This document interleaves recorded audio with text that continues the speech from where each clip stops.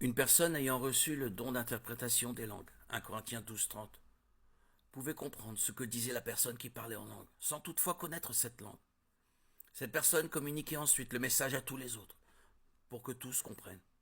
C'est pourquoi que celui qui parle en langue prie afin de pouvoir interpréter, 1 Corinthiens 14:13.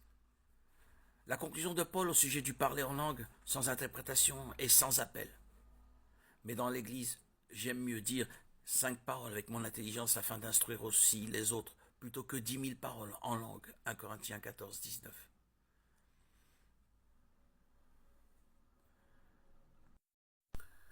1 Corinthiens 12:28 et 1 Corinthiens 14:12-13 nous apprennent aussi que c'est Dieu, non pas nous, qui choisit nos dons et que nous ne recevrons pas un don particulier. Paul dit aux croyants de Corinthe que s'ils aspirent aux dons spirituels, ils devraient privilégier les plus édifiants, comme la prophétie, parler de la part d'eux pour l'édification des autres. Pourquoi Paul leur dit-il d'aspirer aux dons, les meilleurs, s'ils ont déjà tout reçu, au point de ne plus pouvoir recevoir plus? On pourrait penser que, tout comme Salomon a demandé à Dieu la sagesse pour bien gouverner son peuple, Dieu nous accordera les dons dont nous avons besoin pour être plus utiles à son Église.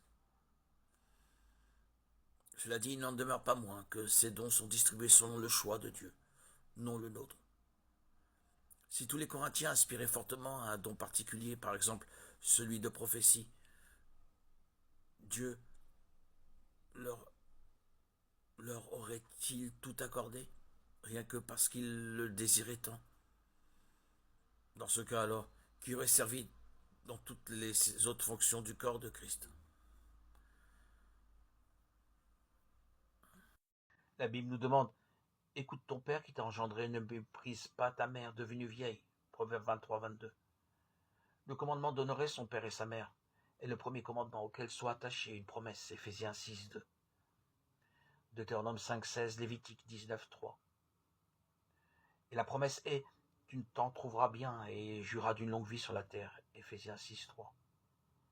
Cela ne signifie pas que tu doives être d'accord avec tout ce qu'ils disent, ni que tu doives approuver toutes leurs actions. Un jeune devrait toujours avoir un esprit critique. Il faut estimer ce qui nous apporte leur expérience, mais accueillir seulement ce qu'ils peuvent nous enseigner de bon. Il s'agit simplement d'être ouvert pour recueillir une sagesse qui se communique de génération en génération, qui peut coexister avec certaines misères humaines, et qui n'a pas à disparaître devant les nouveautés de la consommation et du marché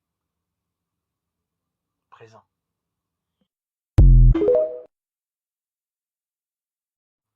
Confondre mal et souffrance conduit à s'aveugler sur la qualité et la densité du lieu de souffrance. C'est cet aveuglement qui constitue peut-être la plus grave maladie de notre science moderne. Si celle-ci s'en laissait guérir, sans doute notre société ne serait-elle pas harcelée par les problèmes de bioéthique qui la rongent et ne peuvent qu'empirer. Le mal n'a rien à dire de lui-même, rien à apporter sinon ses propres potentiels destructeurs. Le mal n'est pas un lieu de partage ou de relation. Il n'est bon qu'à être combattu et vaincu si possible. Là où on le localise comme tout corps étranger. La douleur, quant à elle, est une expression de notre être et mérite notre attention en tant que signal d'alarme. Mais là encore, qu'a-t-elle à apporter? Gémir sur une douleur, la mienne ou celle de l'autre, ne sert de rien et risque de constituer une souffrance inutile.